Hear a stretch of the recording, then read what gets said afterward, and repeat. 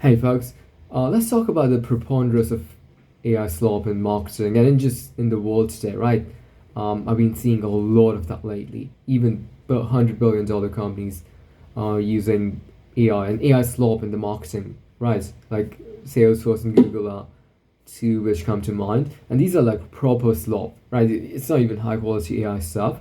There was a study which came out recently which looked at AI generated ads, which performed better than human generated ads. But then when people knew that they're AI generated, people were like, yeah, not for me, right? So, yeah. But I want to touch upon a lot of people are using AI in the communication, right? And this is going to lead to erasure of people's cognitive faculties and lots of issues that we can talk about. There have been a lot of articles, a lot of literature published in this, and it's something that we'll also want to touch upon.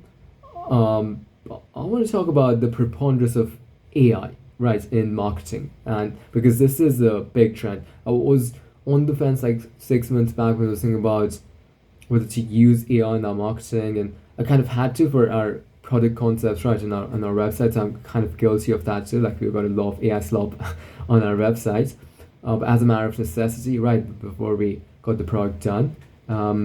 But it raised quite a few questions, right? But one of the things I'd say is when Google does this, right? They're obviously doing it to kind of push their product. For example, they create these notebook LM, or they create these videos which show like food coming up from backpacks, and just there's this AI sheen to these videos. And you can see that these are AI generated. And these companies have got marketing departments bigger than the GDP of many countries, right? And yet they're choosing to go down this path. Which tells me a couple of things. One is the obvious, right? Again, pushing the product, but for a lot of companies, it's not about the product. It's more about being the early adopters of something that's going to become the norm, right? And right now, obviously, you got this AI sheen, you got this suboptimal surrounding context and all of that, right? People don't like it and all of that. But trends change, norms change, people's perception changes, right?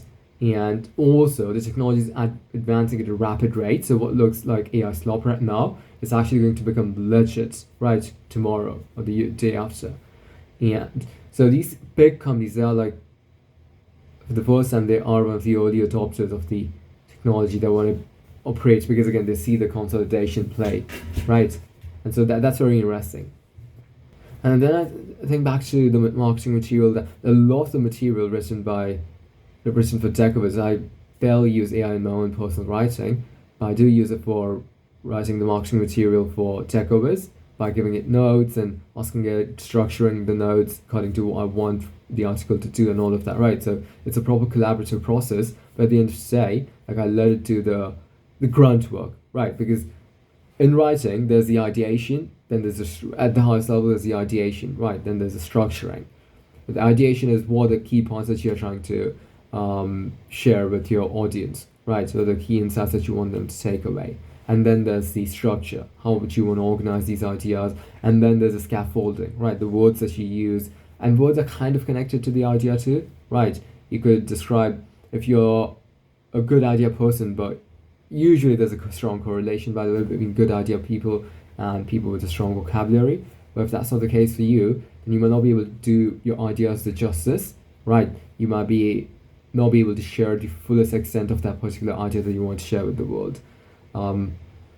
So that's a kind of a related point. But anyway, so that's, you do the first two things, right? You structure it, you do the idea part, and then you let the AI do the grunt work, which is finding the right words, putting the sentences together, right? Which you could call as the boring part, the editing part, right? It also is a part of that third part of the process, which is what I let the AI go forth with. And the way I console myself is right now, like there's an insane amount of pressure, right? I actually gotta do the things I gotta do to get the company to $1 billion within a couple of years, right? To get to 1 billion users in 5 years, right? And forget about those longer timelines, but like get to 1 million users in 6 months, in 12 months, and hit the goals I've gotta hit, right? So there's this insane pressure. And and I look at the big companies. I look at, again, you gotta have your own independence of the way you go about building a company. But I look at some of the trends and this has become prevalent, right? I see um, even a lot of really fast growing startups kind of adopting these practices, even though they might not be optimal at this stage. They're kind of taking the AI maximalist position, right? Which is interesting by itself. Which is also the position that I want to be taking an AI maximalist position, right? Where AI is into everything and AI does everything, right? I don't believe in that. I think there's a good harmonious balance to be had where humans continue to do some of the things that we've been doing, and we bring AI to kind of remove the drudgery, remove the grunt work, and over time, obviously, this relationship is going to evolve. I don't want to talk too much about that in this conversation, which is very much focused on AI generated content and all of that. But the way I console myself, right? That's the big part. Is right now I gotta move fast, right? If I wrote the articles, it'd take me a bit longer than just giving the ideas and creating the structure and all of that, right? I have that time, and I know that's a cop out, but at least for now, when I don't have any other team members, it's just literally me doing all of that work, right? I where I can find an easy win. Again, this is not really compatible with my long term thinking, but when when you're starting out and you gotta be lean, you gotta you gotta be resourceful, right? And you gotta kind of take the shortcuts occasionally if they're not too far from your ideal way of doing things. And that's one part of it. The other part of it is that sure, a lot of the marketing material right now, right? It's got this AI sheen and it's got this let's talk of video content, right? I think to back to I mean like 100 years back, right, when the first movies came out, they were obviously not the best. They were so subpar, and yet people watched them, right? People watched them because it was better than the alternative. The same is the case with AI marketing material, right? I would not be able to, right now we haven't done any video content, but in like a month, in a couple of months, we'll be doing a lot of video content from VO3 and other video generators, right? And the way I would rationalize this to myself is that without those, we just wouldn't have been able to bring those concepts to life, right?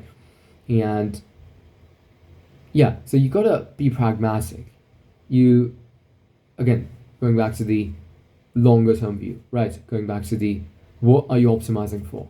For me, obviously, I'm optimizing for these goals that are set, right? A billion users by 5 years, a million in 1 year, 1 million, 10 million ARR in 1 year, right? Those are the goals I'm optimizing for. And so I can't really get stuck in these ideals. And these ideals I don't really even care about. Like, I do believe that AI art is powerful, right? That's why we're building what we're building. I do believe that AI video generators have got a lot of utility, right? That's why it's going to be a core part of our platform. So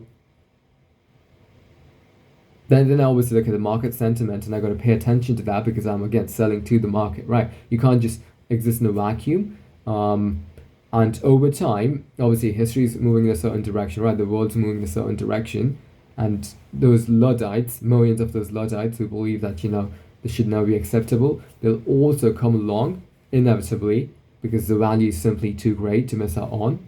But I don't need to worry about that, right? I need to worry about the mass market. I need to worry about the early adopters and then build on top of it, right? Build, and eventually you get to mass market. So I can't get too bothered by the mass market sentiment of AI material and AI slop. Again, it's sloppy, but with video generators and all of that. But I gotta look at the value, right? There's always a trade-off. If I didn't use that because of the slop quality, I wouldn't be able to bring those ideas to the world, right? So I gotta be pragmatic. These tools, at the end of the day, they'll allow startups to do something that would otherwise cost them thousands and tens of thousands of dollars, right? Like, you just look at that from a startup perspective where you got to be resourceful. It's a no-brainer. So taking a long-term view, considering without these tools, I'd be bereft. It's all a no-brainer, right? It's like the story that I want to tell, the product story, in the stories in the like a visual cinematic form. I just wouldn't have been able to do that, right? So obviously I'm going to do that.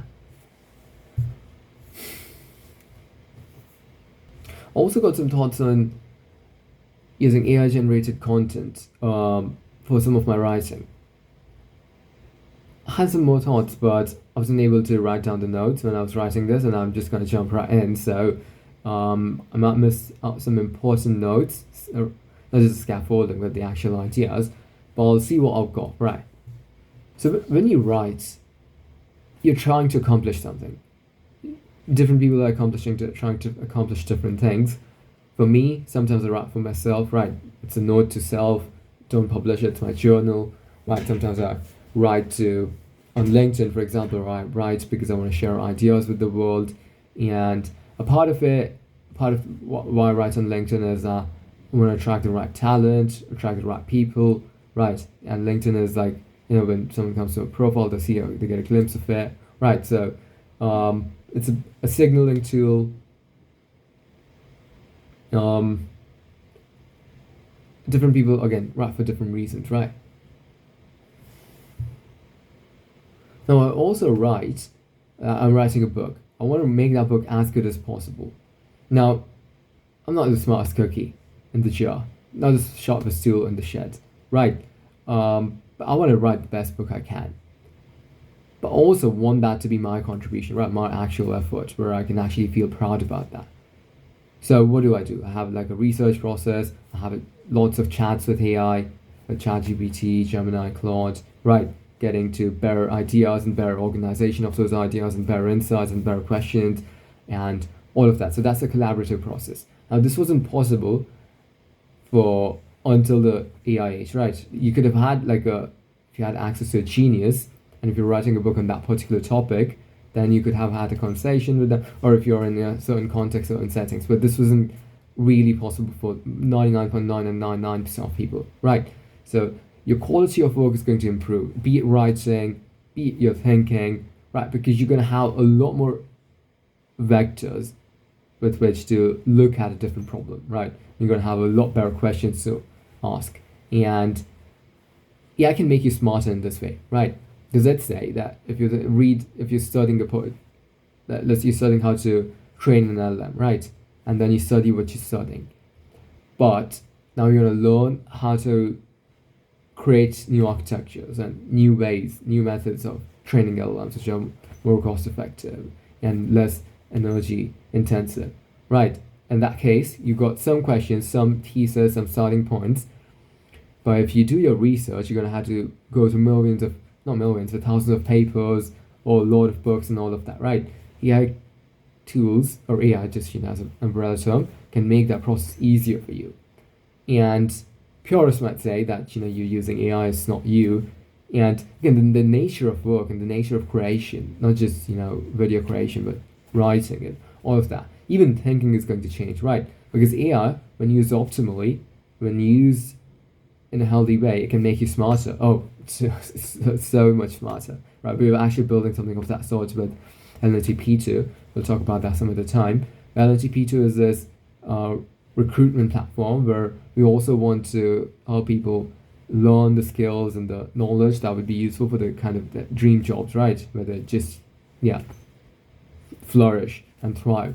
And so one of the things that we built is this personal AI that engages in this learning session, and these can be continually long learning sessions, and the AI can deliver the content in the podcast. It can ask questions, it does these evaluations and all of that, right? So we build this because again, we believe in this so much. So AI is such a powerful tool, and you can't I obviously am not a purist, right? Am I a purist about anything in life? I'm not sure how to think about that. I'm not a purist in this sense, obviously. But at the same time, I do care a lot about building the best brain that you can, right? And having your outputs actually being your outputs. It does matter to me. And so, there are people who would just publish an article with a couple of lines, say that, okay, ChatGPT write this article for me, give a couple of lines. And then there is where you give it, your thoughts, and you say that using these notes, create this article, right, and structure it in this way. There's a world of difference between the two. And I'll always want to be in the latter camp, right, where I still do some of the hard work, some of the notes, obviously some of the ideas that can come through ChatGPT through a collaborative process. I wouldn't want to offload the thinking process entirely onto it, right? The writing process the third stage of the writing process, it's less thinking and it's more, recalling the words and structuring it. So it's more pattern recognition than creation. Right, the first part and the second part. Even the second part is not so much creation, but it's still somewhat I would say challenging, but somewhat interesting. Right, the third part, again, it can be interesting depending on how flowery your language is and how much you for textbooks and for papers and stuff. A paper written by ChatGPT and a paper written by an author, there should be no difference, right? Because you want to keep it as dry, as boring as possible. Not boring per se, but as right. You don't want your own personality and your own taste to come into that. You see some papers where that's true, but generally speaking, most papers are pretty dry, pretty boring, right? Pretty straightforward, such that if someone else had come to that insight, they would have literally used almost the same set of words and the same structure and the same come to the embedding of that paper would have almost coincided with the embedding of that first paper, which wouldn't be true for an article, right? If I got an insight about, for example, let's say falling birth rates, right? Let's say I want to write about that, and let's say my prompt is write an article about the falling birth rate, which can become catastrophic pretty quickly, and how to tackle the problem, how to reverse the declining birth rates, right? Let's say that's a prompt. Now, I've got my own life experience, I've got my own books I've read, articles I've read, things I've come across, right? Which are going to go into that piece, and that piece is going to look very different from if you were to write that piece. So, for boring, or for a lot of the marketing material, for example, for a lot of decorative writing, where it's more functional, it's less about me and more about the product and more about what are we trying to solve for, what can we do for the customer. In that case, AI marketing, AI doing the writing, it's just fine, right? But then if I'm writing from my own perspective about why did I build this, or how did we come up with that particular feature, right? So how we think about our thesis around robots, where robots as being the next frontier, personable, expressive, adorable, hospitality robots and home companion robots and space companion robots, right? Like, why do we believe that's the future why are we investing so heavily into that in the next phase of our growth, right? Of our ecosystem development. Then I'll obviously got to put my own thoughts, and as I was doing literally before getting on this. So it's about having this nuanced take. It's about still doing the best, right? For example, I've got this note that I've written to myself. And what can I do to keep make my brain the sharpest it can be every single day, right? Like the peak, my cognitive peak is way, way into the future, probably 5 years from today, hopefully. If that's the case, what can I do considering the temptations of offloading my cognition onto AIs and automating a lot of my thinking processes, right? What can I do? What are the preventative tools, what are the protocols I can use and I should use to ensure that I build the best brain by the year 2030, right? The best brain I can build, the best brain I can have, right? That's a priority for me, because that's a huge part of who I am, right? So, but then there's a flip side, right? I also know I'm limited linguistically, substantially. My vocabulary is very, very constricted, and knowledge base is also constricted, and my processing abilities, right? In essence, I'm calling myself dumb because I am, and yet I want to write these out.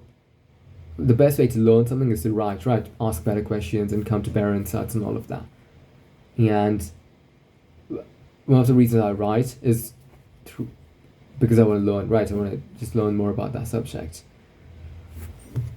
And so if I were to write something, and let's say I've got the words and all of that, then my writing is probably decent-ish. It could be so much better if I just use an AI to help me write better, right?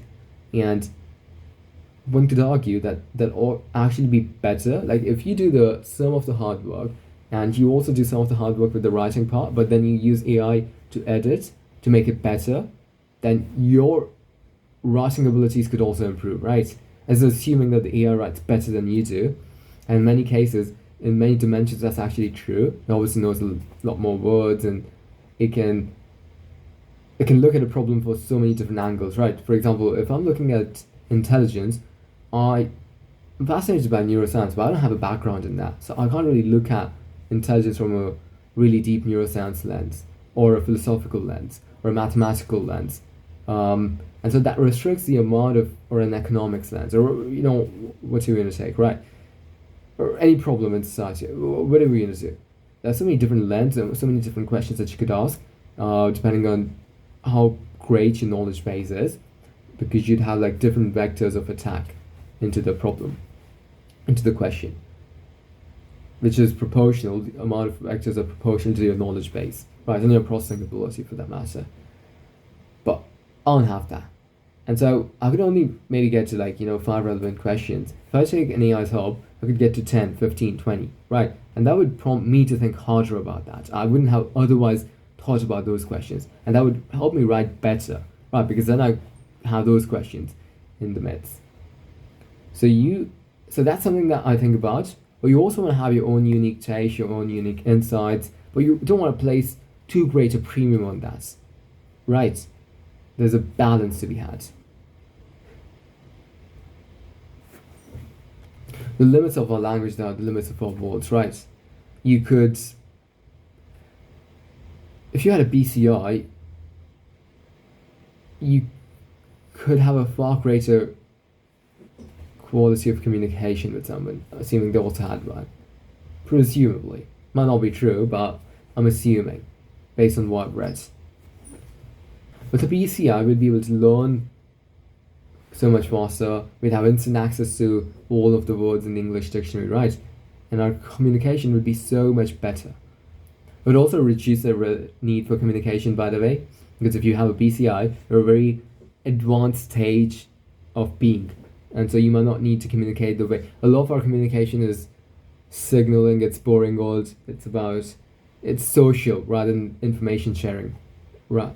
So an example would be, let's say, your partner, she's come back home after a long day at work, and you're like, how was your day? Right.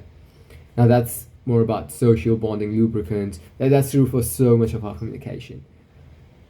But if you've got a BCI, I'm assuming it would also have some impact on your social brain. We don't know what that impact would look like. This is not the conversation for that, but it'd be interesting. So I'm super excited about BCIs because they're going to remove the linguistic limitations that we have in our communication, and hence in our writing and our thinking. The other part of it is that I'm not as poetic, as idealistic, as optimistic as ChatGPT makes me to be. Now, there's a case to be made that if you're a certain person and you want to move to a certain direction, if your AI reflects who you want to be, then that's a good sign. That's a good thing, right? Because over time, right now, we're just using it as a chat bot. Over time, these AIs are going to become our companions. And they're going to be part mirrors and part beacons. Right, so they're going to reflect who we are and so on some level, but they're also going to reflect who we want to become. And ChatGPT's got a pretty good glimpse of the companies I want to build and the stuff that I want to do. And so it deems me as this very idealistic, very optimistic, very poetic person, right? Like a tech philosopher kind of a thing. Poet, philosopher, tech. It's got this weird. I was asking about what are its impressions of me objectively, brutally honest. That don't just give me, an answer full of flattery and stuff. Just give me like a red hot take that might even offend someone, right? And so that was an interesting exercise. So how do I grapple with it? I take the middle path, right, where you do a bulk of the work, and then you have a collaborative process with the AI. You engage in questions and answers, and it gives you better questions to ask, and then you think about those questions, and then you build on top of that, and then you got something. And then then there's the actual delivery, right, of the ideas, like the metaphors and the words, better examples, better words, better metaphors, better explanations, better illustrations, and all of that, right? And again, it would be so much better compared to like 99% of people, I'm assuming. I think so. At delivering that output, at delivering that to be better than you, right? Unless you're in the top 1%, which I'm not. Which then takes us to the question that if your output is not as good as it could be because you haven't used an AI, are you not are you not shortchanging yourself if you're writing to learn more? And are you not shortchanging your readers because you want them to have the best reading experience? So that's the question. That's a question that you got to grapple with. And my conclusion, my current position on this, which I think is going to stay true for some time, is that you got to do a lot of the you do a lot of the hard work, right? Ideation, get the notes ready, and then you engage in a collaboration process using those initial bunch of notes, and then you refine your piece, and then you let the AI. Occasionally, you can write if it's a more personal piece, then you can write it yourself. Then I write it myself. It's a more generic piece, which is more outward focused, and obviously I let the AI do a lot of the writing, and then I do the editing at the end and add my own personal touch or taste where I need to. And I think this is the best approach because it satisfies all of the constraints, right? It delivers the best piece that you could, because right now the best piece is a combination by you and the AI. For some people, well, for some people it's going to be the AI is going to do a far better job than they could, and for some people they're going to do a far better job. It's a very tiny proportion of people who are going to do a far better job at a piece of writing than an AI, depending on what you're talking about, right? If it's obviously it's a personal experience, it's irrelevant in this context. Even in that case, if let's say you want to write about this setback that you had, you building a company, and I was reading about what was the name of that company? This company just tripled the valuation in a space of within a year. Australian company, Airwallex, I think. And they had lots of near-death moments in their time. Again, same with Jensen Young. And so if you're writing about that, in that case, obviously you've got to have your own personal touch. But even in that case, an AI could prompt you to ask you better questions, prompt you to better questions about that particular experience and the things that you learned. So there's so much utility. There's so much utility. And if you can use this in a way that doesn't diminish your own cognition, your own creativity, your own intellect, your own problem solving, your own efforts, right? Your own taste, then by all means do it, because otherwise you're leaving something on the table. In a world where AI would be able to improve upon something and you're not choosing to improve that thing, objectively improve upon that thing, then you're shortchanging yourself and you're shortchanging your readers. So that's my take for now. I think that should be it for now. Thanks for the time. Take care.